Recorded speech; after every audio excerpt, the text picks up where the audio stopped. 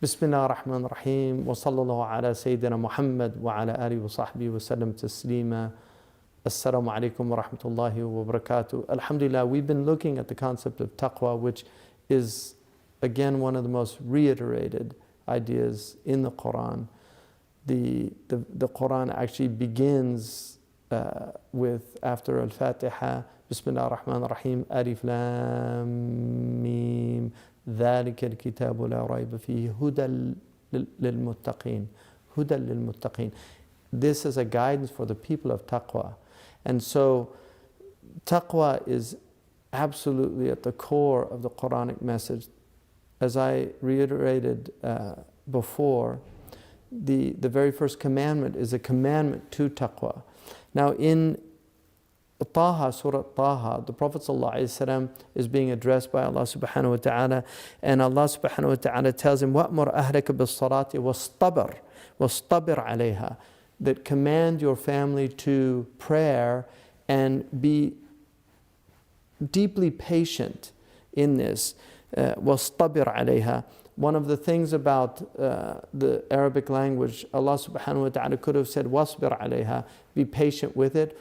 When you add something, it intensifies the meaning. And here, the letter that was added to the verb sabara yasbiru, to be patient, was ta, which is an emphatic letter.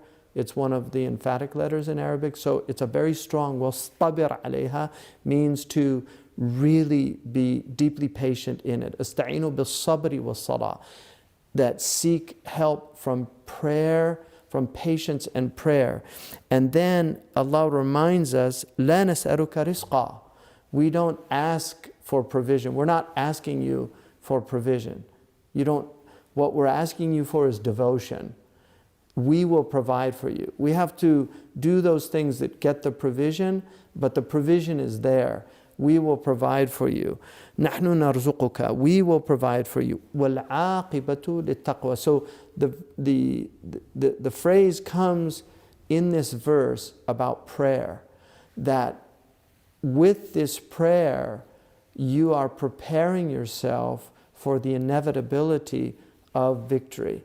The victory of the soul over the ego, the victory of the Mosaic reality over the Pharaonic reality, the victory of truth over falsehood, the victory of justice over oppression.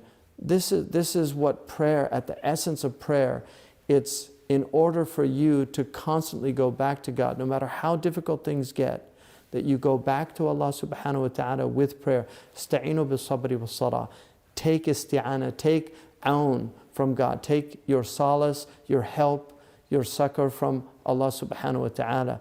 And so this is what Allah is telling us. Now in another verse in Surah Al-Qasas, Allah subhanahu wa ta'ala says about tilka darul akhirah, that this abode of the afterlife that we have made, نَجْعَلُهَا لِلَّذِينَ لَا يُرِدُونَ عُلُوًّا فِي الْأَرْضِ وَلَا فَسَادًا, that they don't want to be exalted in the earth, nor do they want corruption in the earth. وَالْعَاقِبَةُ لِلْمُتَّقِينَ. And the end affair is for the people of taqwa. Again, it's a reminder that these are people, the akhirah has been set aside. So the great victory, there are times when the Muslims have seen victory in this world, the people of truth. When it was Bani Israel, when the Israelites were on the truth, God gave them victory over Pharaoh. Pharaoh was drowned. He drowned in the ocean. And God gave them entrance into the promised land because they were the people of truth. They were adhering to these principles and being guided by them. The Prophet ﷺ gave victory also to the people of Jesus over his enemies at that time. So in that case, it was the opposite. Now the people of Israel who opposed Jesus at the time. And this is part of the problem with human beings, is that we oscillate. So there are times when we're powerless, there are times when we're in power. Depending on how we respond to that power is depending on who we're with. Are we with God or are we with Pharaoh? Those are the two choices. You're either with God or you're with Pharaoh. And there's really no in-between in this. And so this idea of the Darul Akhirah being placed for those who don't want to be exalted in the earth, like Pharaoh. Pharaoh ala fil ard, he elevated himself in the earth, whereas the people of the Mosaic people, the Jesuit people, the Mohammedan people, peace be upon all of our prophets, these are the people who humble themselves. وَعِبَادُ الرَّحْمَنِ الَّذِينَ يَمْشُونَ عَلَى الْأَرْضِ هَوْنًا وَإِذَا خَاطَبَهُمُ الْجَاهِلُونَ قَالُوا سَلَامًا. The servants of the merciful. And inshallah we're going to look at those 12 attributes that define the servants of the merciful. The servants of the merciful who tread lightly on the earth. They walk lightly on the earth. يَمْشُونَ عَلَى الْأَرْضِ هَوْنًا. They tread lightly on the earth. It's interesting now we talk about carbon footprints. People that have heavy carbon footprints, that pollute a lot.